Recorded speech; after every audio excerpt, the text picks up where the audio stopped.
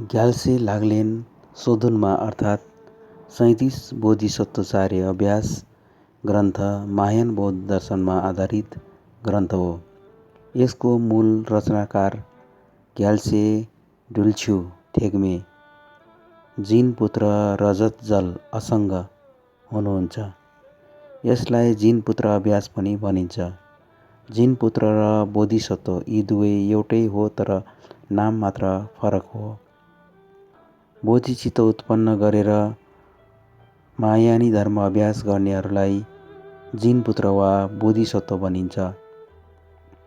बोधिचित्त भनेको सम्पूर्ण प्राणीहरूलाई बुद्धत्व प्राप्त गराउन म सङ्कल्प गर्छु भनेर प्रतिज्ञा ग्रहण गर्नेलाई बोधिचित्त भनिन्छ।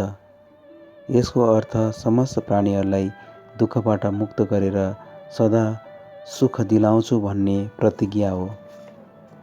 यसरी जिनपुत्रहरूले मैत्री र करुणाभावले युक्त भई सम्पूर्ण प्राणीहरूको हितको लागि विशाल चित्त उत्पन्न गरेर धर्म अभ्यास गर्नुपर्ने हुन्छ।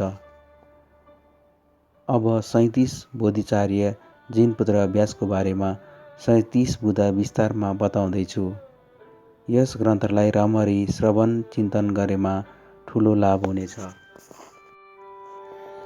क्षण सम्पत्ति रूपी दुर्लभ ठुलो जहाज प्राप्त भएको यस समयमा आफू र अरूलाई यस संसार सागरबाट तान्नको लागि रात दिन कुनै झन्झट काममा नअल्झिकन श्रवण चिन्तन मनन गर्नु जिनपुत्रको आचरण हो।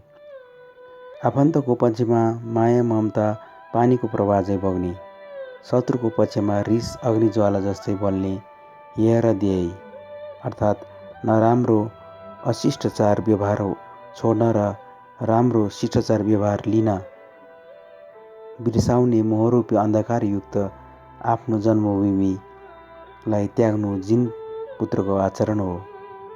दुष्ट स्थान त्याग्नाले मोह क्रमशः घट्दै जान्छ। चित्त विचलित नहुनाले कुशल कार्य अर्थात् अहिंसा नचोर्नु, ब्रह्मचार्य र सत्य बोल्नु, चुगली नगर्नु, प्रिय वचन बोल्नु, अभिमानी नहुनु, दृढ लोभ नगर्नु, प्रतिहिंसा नगर्नु आदि कार्य कुशल कार्य स्वतः वृद्धि हुन्छ। चित्त प्रसन्न हुनाले सद्धर्ममा निश्चित ज्ञान पैदा हुन्छ। एकान्त वास गर्नु जिनपुत्र बोधिसत्वको आचरण हो। लामो समयसम्म सङ्गत गरेका इष्टमित्र एकाएक छुटेर जान्छन्। दुःखले कमाएको धन सम्पत्ति पनि छुटेर जान्छ। शारीरिक रूपी धर्मशालालाई पाउन रूपी विज्ञानले छोडेर जान्छ। त्यसकारण यस जिन्दगीको भर नपर्ने जिनपुत्र बोधिसत्वको आचरण हो।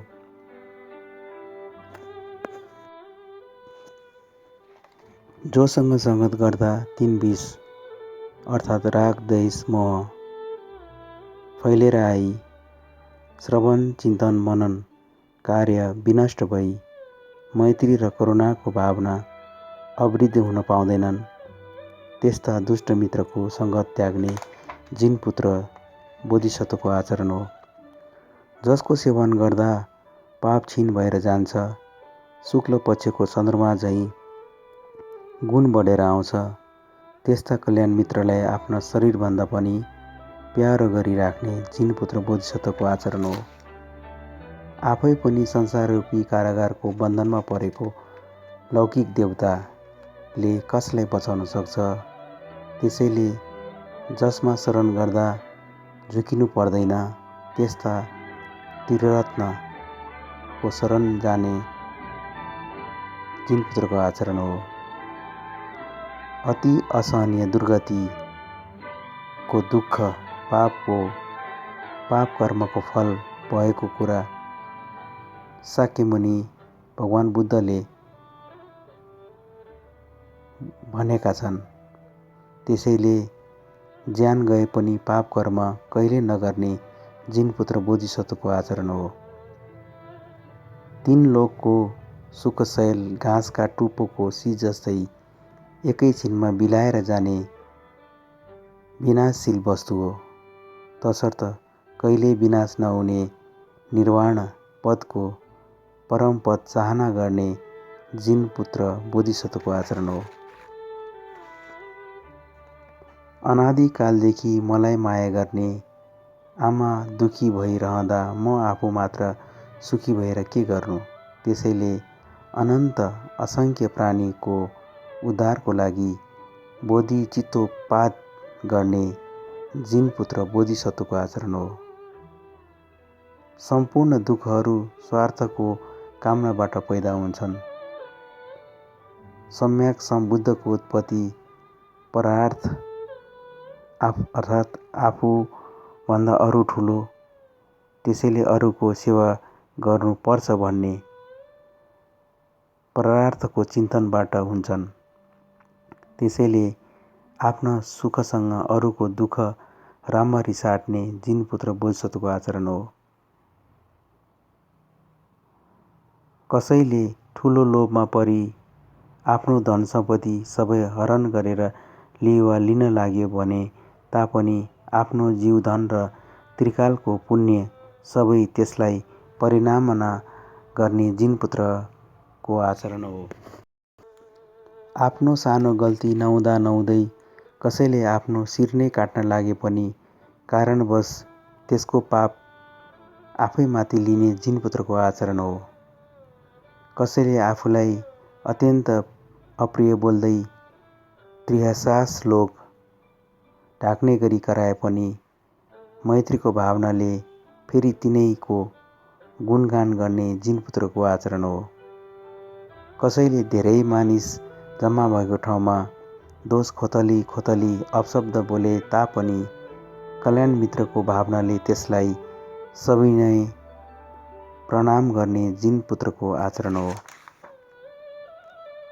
आफ्ना छोरा जस्तै माया गरी पालेको मान्छेले आफैलाई शत्रु जस्तै हेर्ने गरे तापनि रोगले ग्रस्त पारेको छोरालाई आमाले झैँ त्यसलाई अत्यधिक माया गर्ने जिनपुत्रको आचरण हो। आफू समान वा नीच जातका मानिसले घमण्डका कारणवश उपहास गर्ने जुक्ति गरे तापनि उसलाई गुरु समान श्रद्धापूर्वक आफ्नै शिरोपर गर्ने जिनपुत्र बोधिसत्वको आचरण हो। जीविकाद्वारा गरिब भएर सधैँ मानिसले हेप्ने भए तापनि भयङ्कर व्याधि विघ्नले ग्रस्त पारे पनि फेरि संसारका सबै पाप पीडा आफैमाथि लिन नडराउने जिनपुत्र बोधिसत्वको आचरण हो। यस कृतिले धेरै जनताद्वारा शिरले ढोगिने भए तापनि कुबेरका समान धनवान भए पनि संसारिक वैभव निसार भएको अवलोकन गरी अहङ्कारी नहुने जिनपुत्र बोधिसत्वको आचरण हो। आफ्नो शत्रुरूपी रिसलाई दमन नगरी बाहिरका शत्रुको दमन गर्दा झन् शत्रु फैलिएर आउँछन्। त्यसैले मैत्री र करुणारूपी युद्ध सेनाद्वारा आफ्नो मन प्रवाहको दमन गर्ने जिनपुत्र बोधिसत्वको आचरण हो। काम विषयका भोग भनेको नुनिलो पानी जस्तै हो। जति भोग गर्दा तृष्णा बढेर आउँछ। जुन विषयको सेवन गर्दा काम वासना बढेर आउँछ त्यसलाई तत्कालै त्याग्ने जिनपुत्रको आचरण हो। जसरी यी दृश्यहरू आफ्नै मनका प्रतीति मात्र हुन्, अनादिकालदेखि प्रपञ्चका सीमारहित छ, त्यस्तो जानेर विषय र विषयका गुण मनन नगर्ने जिनपुत्र बोधिसत्वको आचरण हो। मनलाई आकृष्ट गर्ने विषयवस्तुको समागम हुँदा वर्षाकालको इन्द्रधनु जस्तै सुन्दरताको आभास भए तापनि सत्यता हुँदैन भनी काम शक्ति त्याग्ने जिनपुत्र बोधिसत्वको आचरण हो। यी नाना प्रकारका दुःखहरू सपनामा छोरा मरे जस्तै हुन्। असत्यलाई भ्रमले सत्य समिता अथाह दुःख पाइन्छ। त्यसैले प्रतिकूल असर पर्ने कारणसँग समागम हुँदा भ्रान्ति हो भनी जान्ने जिनपुत्रको आचरण हो।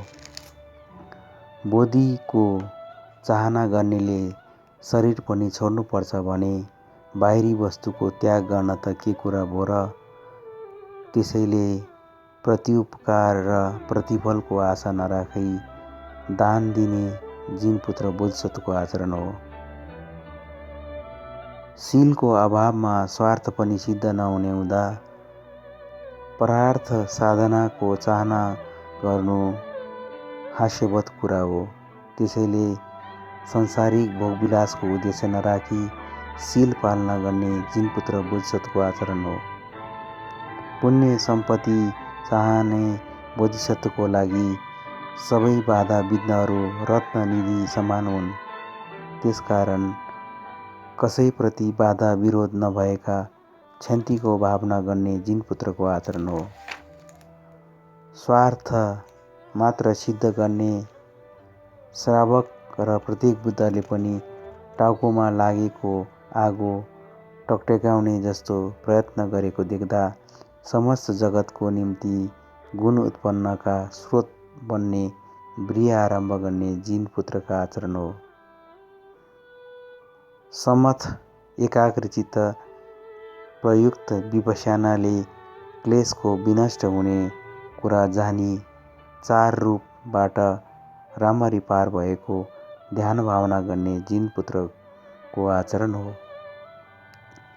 प्रज्ञाको अभावमा 5 पारमिताले मात्र सम्यक सम्बुद्ध प्राप्त हुन सम्भव नहुँदा उपयुक्त उपाय मुक्त भई त्रिकोटी कल्पनारहित प्रज्ञाको भावना गर्ने जिनपुत्रको आचरण हो। आफ्नो भ्रान्ति आफैले जाँच नगरे धर्मका रूप भेषले अधर्म गर्न सक्छन्। त्यसकारण निरन्तर परीक्षा गरी आफ्ना भ्रान्ति त्याग्ने जिनपुत्रको आचरण हो। क्लेशका कारणवश अन्य बोधिसत्वको दोषभन्दा आफ्नै पतन हुने भएकोले महायानमा प्रवेश गरेका व्यक्तिको दोष नभन्ने जिनपुत्र बोधिसत्वको आचरण हो। लाभ सत्कारका कारणवश आपसमा विवाद भई श्रवण चिन्तन मननको काम नासिने हुँदा मित्रबन्धु उपासक र दाताहरूका घरप्रति आसक्ति त्याग्ने जिनपुत्र बोधिसत्वको आचरण हो। कटु वचनले अरूको मन विक्षुब्ध पारी जिनपुत्रको शील चरित्र पतन गराउँछ। त्यसैले अन्य जनको मन नपर्ने खालका कटु वचन त्याग्ने जिनपुत्रको आचरण हो। क्लेशको मनन गर्दा प्रतिकारद्वारा प्रहार गर्न कठिन हुँदा चेतनशील पुरुषले प्रतिकारकै हतियार धारण गरी काम वासना आदि पहिले उत्पन्न हुने साथ प्रहन गर्ने जिनपुत्र बोधिसत्वको आचरण हो। संक्षेपमा चार्य जहाँ जे गरे तापनि आफ्नो मनको अवस्था के कस्तो हो जानी सदा स्मृति र सम्प्रजन्य चेतनशील युक्त भई अरूको हित गर्ने जिनपुत्रको आचरण हो। यसरी लगनशीलता भई प्राप्त गरेका पुण्य अनन्त जगतको दुःख निवारणको लागि त्रिकोटी विशुद्ध भएको प्रज्ञाले बोधि परिणामना गर्ने जिनपुत्रको आचरण हो। सूत्र तन्त्र तथा शास्त्रहरूबाट व्याख्या गरेको अर्थ र सन्त पुरुषहरूको वचनको अनुसरण गरी जिनपुत्र बोधिसत्वको 37वटा आचरणहरू जिनपुत्रका शिक्षा पदमा अध्ययन गर्नका लागि मन्दमती र अल्प अभ्यासको कारणले गर्दा विद्वान जन सन्तुष्टि हुने खालको ग्रन्थ नभए पनि सूत्र तन्त्रको वाचन आधारित भएकोले जिनपुत्रको आचरण भ्रान्ति रहित भएको ठान्दछु। यो ग्रन्थ पूर्ण व्याख्याको लागि सम्बन्धित गुरुहरूलाई र गुरुहरूद्वारा व्याख्या गर्नु उपयुक्त हुनेछ भनी यो आजको ग्रन्थको पाठ यही समाप्त गर्दछु।